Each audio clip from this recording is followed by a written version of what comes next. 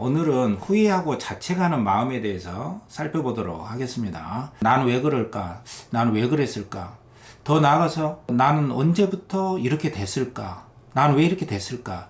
이런 마음까지 갖게 되면은 정말 그 고통스러운 마음에 휘말려서 그 구속이 된 상태에서 아무런 일도 하지 못하고 번뇌에 휩싸이게 됩니다. 이 마음이 어떤 것이고 어떤 마음의 종류에 속하고 그 해결점이 무엇인지에 대해서도 함께 살펴보도록 하겠습니다. 첫 번째, 후회라고 하는 것은 분노, 화의 뿌리를 둔 해로운 마음에 따르는 마음부수다. 이렇게 정확하게 아비달마에서 이미 체계화시켜 놓은 거예요. 이건 해로운 마음이다. 이것을 아는 게 중요한 거죠. 질투나 인색의 마음도 화의 마음과 함께 일어납니다. 그러니까 화의 마음과 함께 일어나는 것이 질투, 인색, 후회입니다. 근데 이 질투와 인색, 후회가 한꺼번에 일어나지는 않아요. 이 마음이라고 하는 것은 이 한순간에 하나의 마음만 일어나거든요. 그러니까 동시에 마음이 일어나지 않습니다. 동시에 마음이 일어난다라고 생각을 하지만 그것은 선후관계가 있어요. 예, 한순간에 하나의 마음만 일어납니다. 두 번째, 후회하는 그 대상에 대한 성냄의 마음이 있습니다. 당연하죠. 왜냐하면은 이 후회라고 하는 것은 분노의 뿌리를 둔 마음이기 때문입니다. 세 번째, 이건 제가 해설해 놓은 거예요.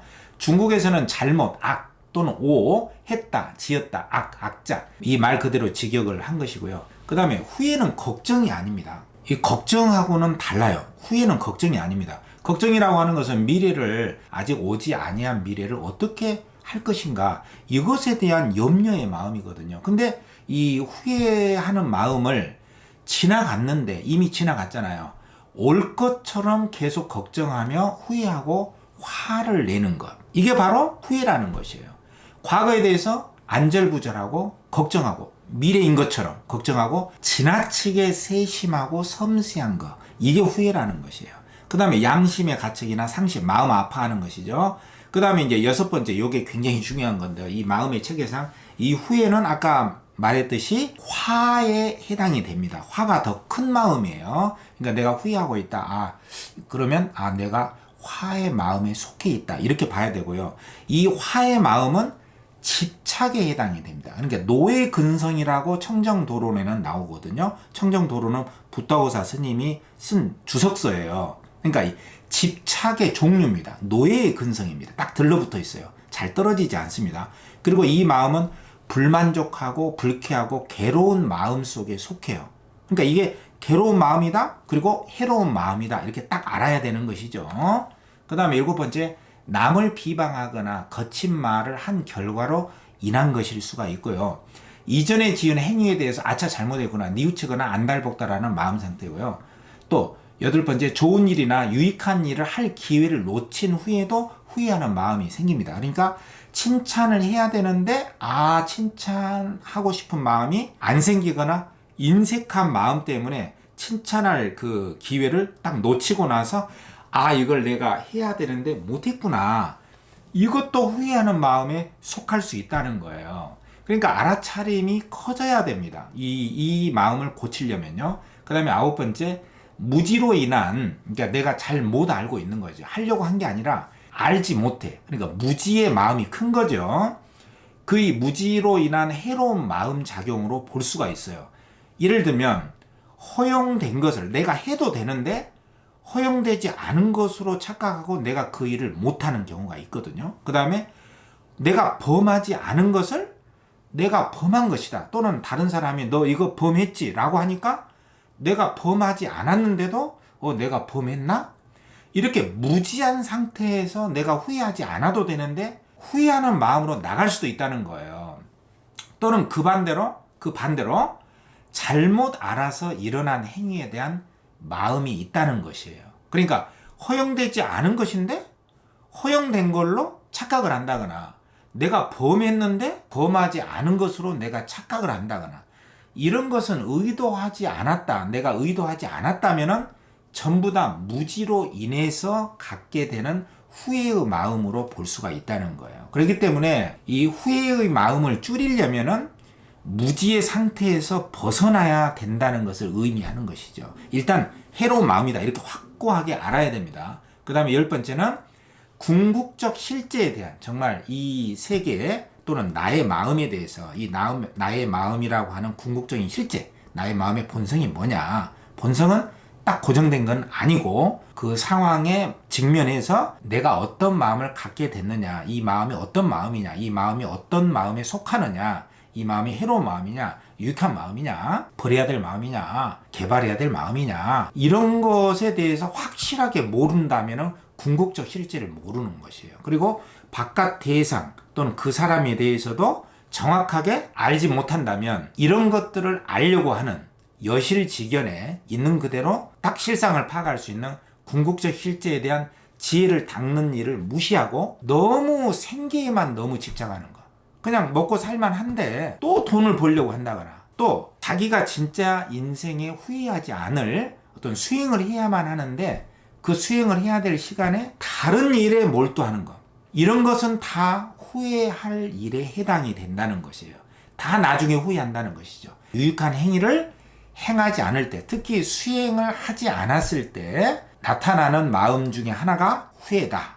이렇게 정리를 할 수가 있고요. 그 다음에 이 후회의 마음을 또 정리해보자면 11번째로 이것은 후회의 마음은 뭐냐? 집착의 일종이다 이거죠. 집념이 아닙니다. 어떤 의지가 아니라 딱 달라붙는, 떨어지지 않는 그 집착의 일종으로 건전한 의문보다는 후회는 건전한 의문이 아닙니다. 난 왜 이럴까? 난 왜 이렇게 됐을까? 난 왜 못할까? 난 왜 이 지경이 됐을까? 난 왜 계속 못할까? 이런 것은 건전한 의문이라기보다는 자유, 해탈이나 열반이라고 초기 불교에서는 흔히 말하거든요. 자유로운 상태, 마음의 평화로운 상태에 장애가 될 수가 있다는 거예요. 그러니까 후회는 장애의 마음이다. 구속된 마음이고 우리의 행복한 마음에 철저한 족쇄가 된다. 이렇게 정리를 할 수가 있겠습니다.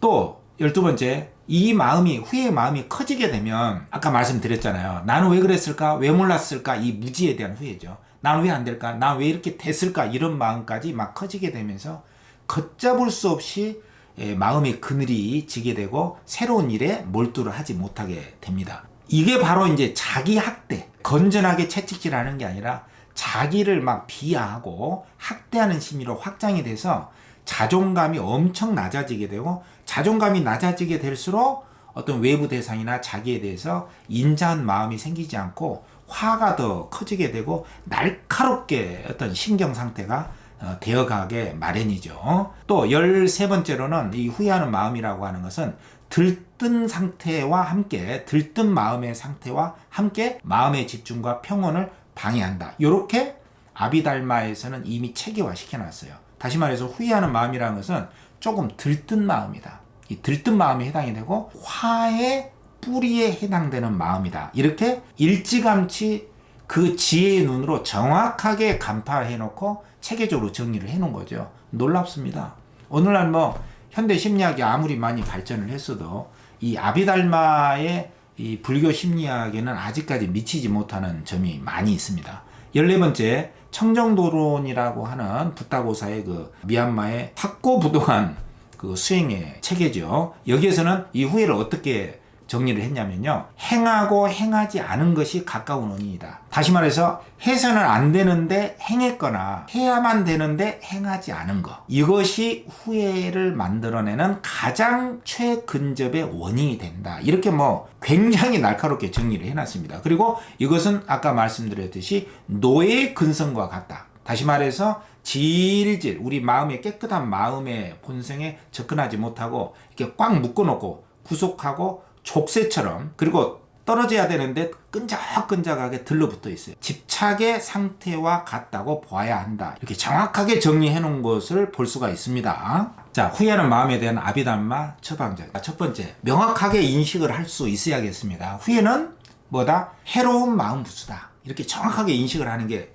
제일 첫 번째고요. 두 번째는 후회를 계속하는 것은 집착과 망념에 해당이 된다. 이렇게 굉장히 정확하게 인식을 해야 됩니다. 아, 내가 후회를 하고 있다. 아, 이건 후회의 마음이다. 아, 이걸 계속하는 것은 집착과 망념에 해당이 된다. 이건 해롭다. 이렇게 딱 정확하게 인식을 해야 되고요. 세 번째, 성냄에 해당하는 마음이기 때문에 이 분노, 화의 대상이 무엇인가를 확인하는 것이 중요합니다. 그러니까 나에게 화를 내고 있는가, 이 후회하는 마음이 있으면은 나에게 화를 내고 있는가? 아니면은 나를 후회하게 만드는, 나를 자책하게 만드는 상대를 향한 화인가? 화의 마음이, 후회는 화의 마음이기 때문에 이 화의 마음이 나를 향하는 것인가, 상대를 향한 것인가를 확인해야 된다는 것이에요. 정리한 겁니다. 네 번째, 내가 무지한 상태에 놓였었나? 내가 이제 의도하지 않았고 내가 몰라서 그랬나? 이를 그르치게 된 게, 내 마음이 흡족하지 않게 된 게 내가 몰라서 그랬었나? 또는 유익하지 않거나 해로운 행위를 알고 했나? 내가 의도적으로 하고서 내가 지금 후회를 하고 있나? 이걸 먼저 확인을 해야 된다는 것이에요. 굉장히 중요합니다. 그러니까 이런 이야기는 아비달마나 어떤 경전에는 나오지 않지만 지금 제가 정리를 해 놓은 겁니다. 그 다음에 다섯 번째, 후회하는 마음이란 것은 이 화의 마음에 뿌리를 뒀다고 했잖아요. 그러면 화의 마음이 상대방을 향한 것이다 라고 했을 때는 상대가 몰라서 그랬는가, 이제 알 수는 없지만 내가 생각을 한번 해보는 거죠. 상대에게 물어볼 수도 있겠죠. 의도적으로 상대가 악행을 했나, 이것을 물어보거나 내가 한번 생각을 해보는 것이에요. 저 사람이 의도적으로 했나?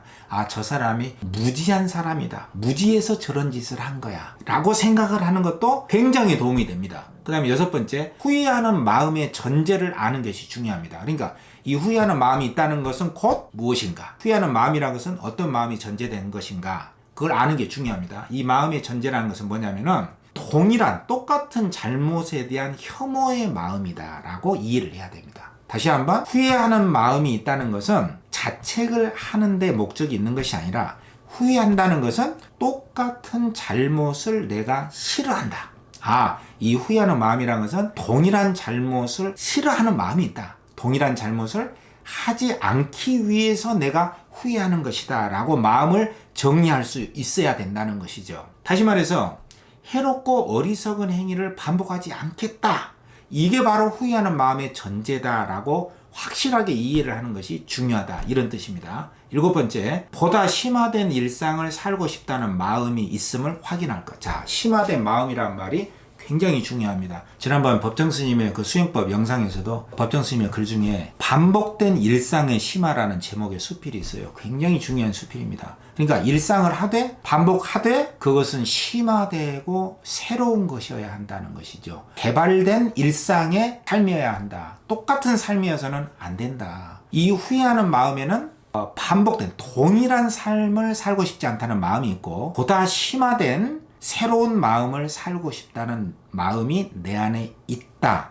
이것을 확인하는 것이 후회하는 마음의 의미고 가치다. 이것을 거듭거듭 확인하는 것이 가장 중요하다. 이렇게 후회하는 마음을 잘 이해하고 정리를 하게 되면 후회하는 마음이 끊어지게 되고, 그 후회하는 마음으로부터 더 개발된 마음을 통해서 더 나은 삶을 살아갈 수가 있겠죠. 마지막으로 이 마지막 이가에 나와 있는 후회 자책하는 마음과 관련된 경전의 그 유명한 구절을 소개를 해드리겠습니다. 왜냐하면 후회는 지나간 것인데, 지나간 것에 너무 집착하면은 삶을 파괴하고 만다는 구절과 관계가 됩니다.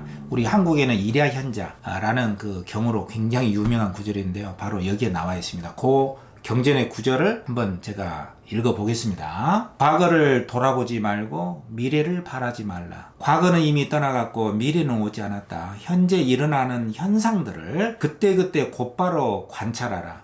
정복되지 않고 흔들림이 없는 그것을 지혜로운 자는 키워나가야 한다. 오늘 해야 할 일에 집중해야지 내일 죽을지 어떻게 알 것인가. 죽음의 무리와 더불어 타협할 수 없다. 이와 같이 밤낮으로 현재 알아차림하는 자를 한밤을 지혜롭게 보내는 님이라 부르네. 이게 바로 한밤의 지혜로운 님이라고 하는 마지막 니까에 나와 있는 그 유명한 구절입니다. 우리 한국에서는 일야현자경, 한밤의 지혜로운 자의 경이라는 이름으로 굉장히 유명하죠. 과거는 지나갔고 미래는 오지 않았고 현재 또한 지나가고 있으니 잡을 수가 없다. 이 지나간 과거나 오지 않은 미래에 집착하여 괴로움을 키우지 말 것을 강조한 경이라고 볼 수가 있고요. 오늘 우리가 한 후회나 자책하는 마음하고도 매우 연관성이 있는 경전의 구절이라고 볼 수가 있겠습니다. 여기까지 해서요, 후회와 자책하는 마음을 아비달마 이론적인 체계 아래 살펴봤습니다. 다음 영상에서는 또 우리가 일상생활에서 겪고 있는 고통스러운 마음에 대해서, 이 마음이 어떤 종류에 속하고 어떻게 대처해야 하는가에 대해서 좀 더 살펴보도록 하겠습니다.